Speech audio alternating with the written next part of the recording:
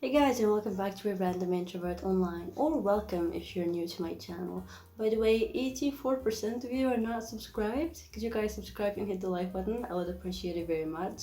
I would also like to announce that I'm doing a matchmaking service, also consultations. It's quite affordable, so if you are interested in meeting your soulmate in Morocco, I would very much like to help. And let's get on our topic. Why you should marry a Moroccan woman. We talked about the fears, we talked about the barriers, but now let's talk about the perks. Women all over the Arab world get super jealous from Moroccan women on how they can snatch their men. And I'm not talking about married women who are angry because their husbands left them for a prettier Moroccan woman. No, I'm just talking about single women being very offended at the idea that her husband or her future potential husband is going to leave her because a Moroccan woman was born somewhere.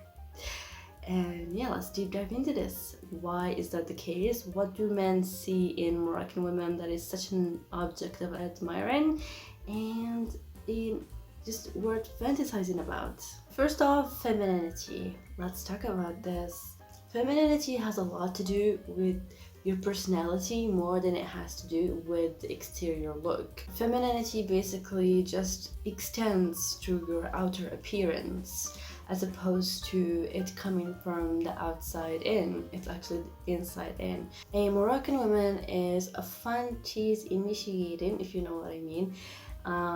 She has all these qualities to her that help her maintain a healthy relationship with her partner. She has her collection of sexy nightgowns, and she knows the rules of the book on how to make a man happy. I don't know how far they can go, but it's really up to you to discover. They are very funny, witty, smart. I don't think we're ever given enough credit for how smart we are. We're just always sneaky. It's a type of terminology people use for women who they fear because of their brains.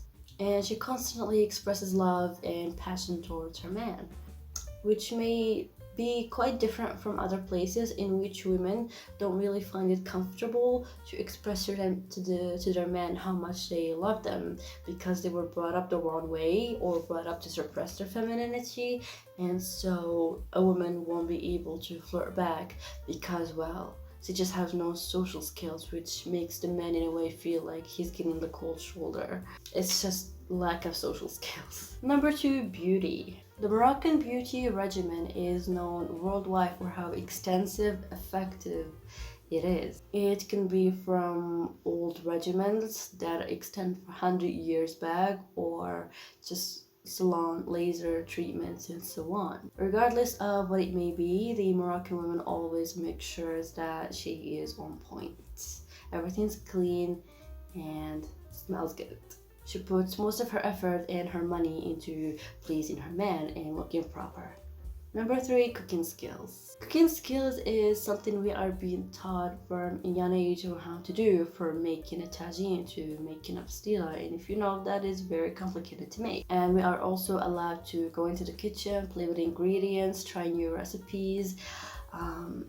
Friends recommend recipes to one another, and it's all to improve your cooking skills, so one day when you have your own house with your husband you can display your talent. So when it comes to food, have high expectations because it will be delicious. Number four, they get out of their way to make their man happy, and what I mean by this is I've seen this happen a few times. And some women are born naturally skinny. What does that mean is that they won't gain any weight throughout their life despite getting pregnant or old. They're just going to be skinny forever. So some women really don't like that. Most old women, like 40 up, they want to be full. They don't want the skinny figure. And so they are ready to go above and beyond to achieve that. And one way to achieve it is by eating raw puppy meat. And yes, I mean dog. It's not only that it's not allowed in the religion, it's disgusting and it's inhumane, but it happens regardless because of the potential that it might help her gain the weight she wants. Now, one of the reasons women here want to gain weight is that skinny is associated with poor, and no one wants the association. Even if they're poor, they still want to look full. And a man here loves a voluptuous woman, and so if his wife is not skinny, he's definitely outsourcing that outside, and women don't want that, and so they try to be their best at home. And one way of doing it is the rabat you need. One practice known as gzira. Basically, you take this pot and you put a candle inside it, and you have to put it on the skin. And what it does is when the candle goes off, the oxygen helps the skin expand inwards inside the pot, and you then pull and move it all over your hips. I'm just showing my arm.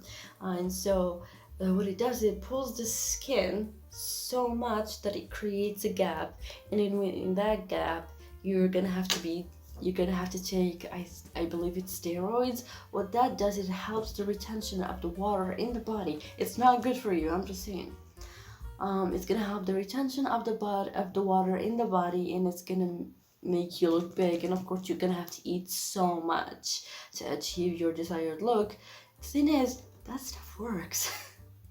It's really cheap. It costs like $3 to get that, but it's like really bad for you. So you have to be careful with that. So you really have to weigh your options. So many people lost their health to steroids and other bad things. Now, not all of them are bad. Some of them are really good. They contain a lot of healthy grains that help you gain weight good, and there's a lot of healthy fats in them. By the way, if you are interested in this recipe, I'm going to link it down below. I can make a whole video on gaining weight in this country. It's a huge market here. People have become millionaires from selling that stuff.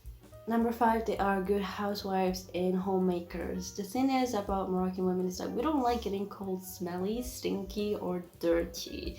It's not a good thing to be called in general, but we take great offense to it. One of our worst cuss words, next to cussing our parents, is calling us smelly or dirty. So we take big pride in our hygiene and how much we care to take care of ourselves and our surroundings. So our clothes are clean, our houses are clean, everything is clean and smells good.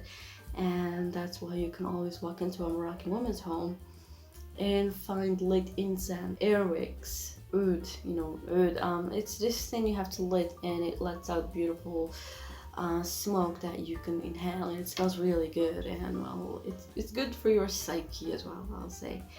And yeah, so they are really good homemakers, they're good cooks, and they know how to take care of their house. Number 6 is parenting, especially if a Moroccan woman used to be an older daughter. Well, I guess you're always an older daughter in the house, right?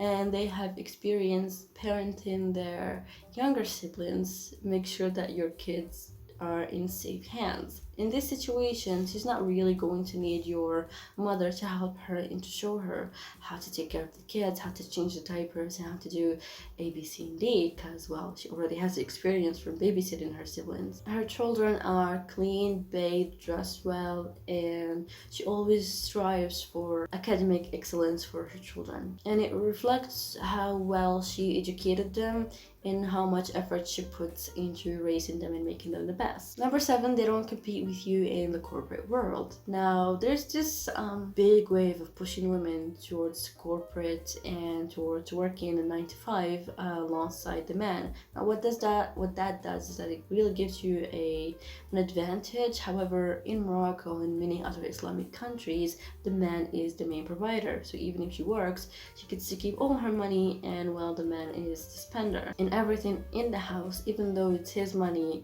it's still hers. And that's why I mentioned in my previous video, I'll make sure to link it somewhere. When a woman gets a divorce, she takes all the furniture and the kitchenware because it's hers. However, men with working wives usually tend to complain a lot. Why is my food frozen? And why didn't you cook fresh food? Why did you have to melt down the food before cooking it? Why are my children in a daycare and you're not taking care of them? Why did you talk to the man who has a higher position than me? I feel emasculated. And why are you making so much more money than me? No, we have to have a joint account, and all these type of things that women get bothered by this, because in a marriage, automatically it's a traditional institution, so it's traditional rules that play. But men don't always want that. They want equality.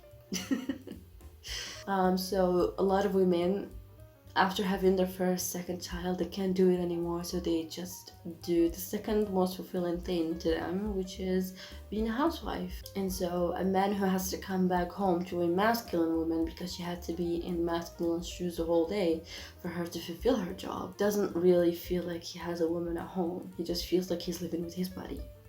And that's why the women would rather be housewives when they get married than to be working housewives, because you're doing two jobs. And but that does not mean that the trend is increasing. No, it's really on the rise.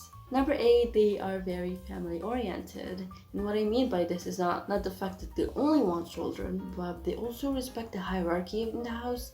Even though you don't live with your in-laws, you still have to respect them. And what comes with respecting them is that they give you your space and your distance, because when the mother-in-law feels like you're not really doing your job of taking care of her son properly, you're not being his second mother. No offense. She likes to visit quite often, and no one appreciates that. Only Santa can show up to your home unexpected, and not the mother-in-law, because that's one of wife's worst nightmares. And with that, the women give big respect to their mother-in-laws and father-in-laws, not so much to sister-in-laws. There's this big feud between the two. They're like cats and dogs. They give respect so that because the day they turn on you, your position as the daughter-in-law is going to be in danger. So you have to protect your position at all costs, which means being very smart and careful what you say and how you act, and always show big respect. So this is the end of this video. I hope you guys liked it, and make sure you leave a like and subscribe also. It's free, and if you want the recipe on how to gain weight, I'm going to link it down below in my blog. And if you want to meet your soulmate in Morocco, I can very much help with that. I'm offering matchmaking and consultation services. It's quite affordable, so give it a try. And I'll see you guys in the next video.